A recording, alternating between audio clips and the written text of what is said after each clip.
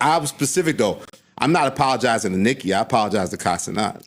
I'm not apologizing to Nicki. I apologize to Casanat. Is Jay-Z using Elliott Wilson as a pawn to start another media-pushed hate train against Nicki Minaj? The other day, I casually pressed play on the Joe Budden podcast. So in this video, we'll try to make sense of the rift between hip-hop journalist Elliott Wilson and Nicki Minaj and why he has so much smoke for her.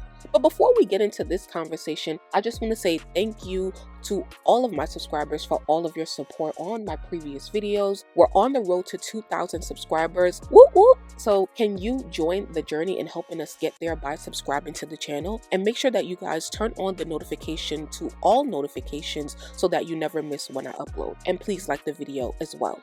All of y'all, for some reason, when y'all are around certain people, y'all feel that y'all have this power. Why does Nicki Minaj believe that Jay-Z is the real master and puppeteer behind her rift with Elliott Wilson? We'll have to get into that later. I decided to press play on episode 690 of the Joe Budden podcast only to hear Elliott Wilson admit that he was wrong in calling out Kai Cenat for his stream with Nicki and that he issued an apology to him and his family, but I'm not apologizing to Nicki. I apologize to Casanat. not Nicki Minaj? I was so confused. The last couple years, even though I've given him an interview, I believe, I believe 2 interviews, but I definitely have given him 1. In the past couple years, with the whole agenda that's been happening, right? Elliott has been one of those people who are used to be the mouthpiece for others.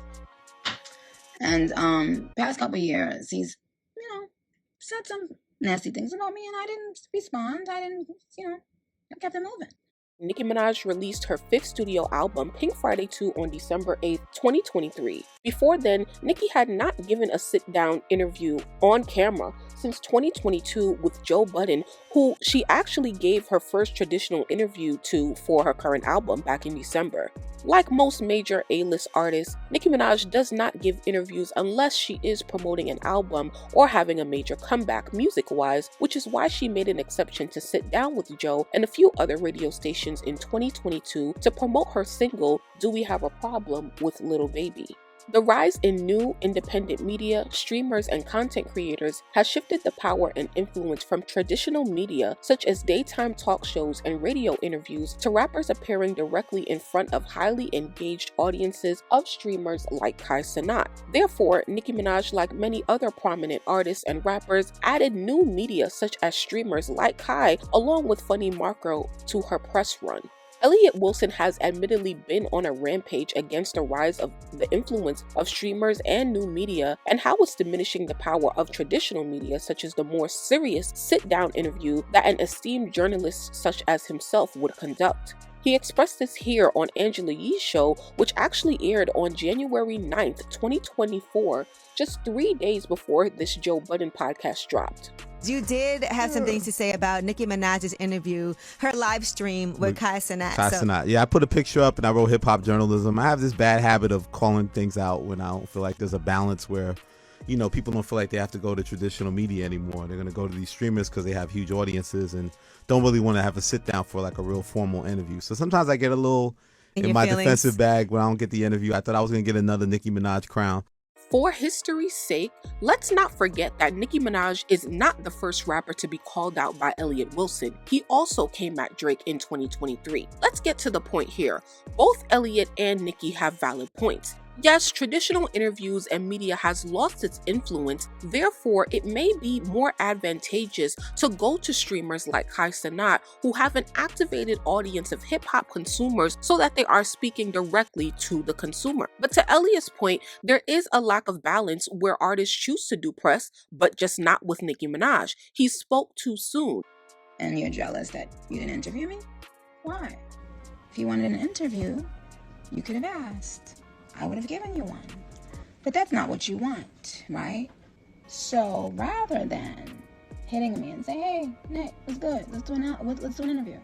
Rather than doing that, How are you mad that Nicki didn't give a serious sit-down interview when she actually did it with your pair, Joe Budden and Ebro from Apple Music? By the way, I did recaps and analyses of those interviews, so definitely check them out if you haven't already. Shouldn't your smoke, Elliott, be with Joe Budden? Here's where it gets fishy for Elliott. If he can apologize to Kai Cenat, why is he doubling down on his shots towards Nicki? Like, if you can understand that new media has become an advantageous platform for hip-hop artists, why don't you see the value in the decision that Nicki made to promote her album? Oh, and he only apologized to Kai because Nicki took to IG Live to call out his hypocrisy by saying, how are you hating on Kai, a younger person coming up in your field, but y'all try to diminish my image and career for not working with newer female rappers? Oh, and by the way, she did a song with all of them. And it was in that moment Elliott knew he lost and that he had to apologize. For some reason, both fans and non-fans and industry personnel never allow Nicki to complete her plan before judging it. When Elliott posted this tweet of Nicki and Kai on stream and criticizing her choice to stream with him, that was only the first or second media appearance she gave in the first week of her album being out. Fans already knew that she'd interview with Joe Budden and perhaps Ebro from Apple Music, so why couldn't Elliott see the balance there or at least give her a week before making such a premature statement? Also, Elliott, you're sitting on Joe Budden's podcast and he is the first person that she interviewed with. Isn't Joe Budden the one that you should have smoke for? He took your interview, not Kai Cenat. Kai is not Elliott's competition. Joe and Ebro are, by the specific type of content that they do. But Elliott Wilson is too coward to call them out because as media personalities, both Joe and Ebro are both more impactful than you currently, which is why you're making an appearance on his podcast. If you still here, you're a real one, so we about to get into the real tea, so please like this video. You know how many tweets I've seen you post disrespecting me? Idiot Wilson. Why? When y'all have an affiliation to Jay-Z, in some sort of way, y'all be thinking that y'all can disrespect and violate. Most of us are probably too young to know, but Elliott Wilson has been a prominent figure in the hip-hop media community since the 90s. After being fired from XXL magazine, he was given the title of Editorial Director of Culture and Content at Tidal by personally reaching out to Jay-Z.